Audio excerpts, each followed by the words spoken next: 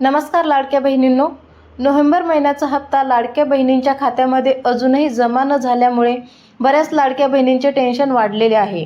कारण आपल्या महाराष्ट्रामध्ये बऱ्याच अशा महिला आहेत की ज्यांची परिस्थिती ही खूप हालाकीची आहे। त्यामुळे अशा महिलांना लाडकी बहीण योजनेच्या येणाऱ्या पैशामुळे थोडासा आर्थिक दिलासा मिळतो।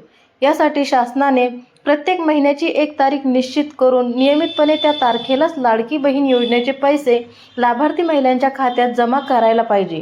त्यामुळे लाभार्थी महिलांची सुद्धा फजिती होणार नाही। नोव्हेंबर महिन्याचा हप्ता देखील अजून थकीत आहे। या बाबतीत शासनाने नुकताच एक GR प्रसिद्ध केलेला आहे आणि या GR मध्ये सांगितल्याप्रमाणे शासनाने लाडकी बहीण योजनेचा निधी महिला व बाल विकास विभागाकडे वितरित केला आहे। त्यामुळे आता नोव्हेंबर महिन्याचा हप्ता लवकरच लाडक्या बहिणींना मिळण्याची शक्यता आहे।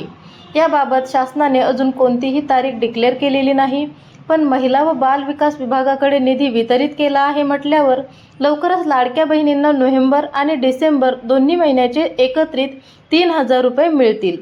आता राहिला प्रश्न 2100 रुपये मिळण्याबाबत। तर उपमुख्यमंत्री एकनाथ शिंदे यांनी लाडक्या बहिणींना लवकरात लवकर 2100 रुपये हप्ता देखील सुरू करण्यात येईल अशी घोषणा केली आहे।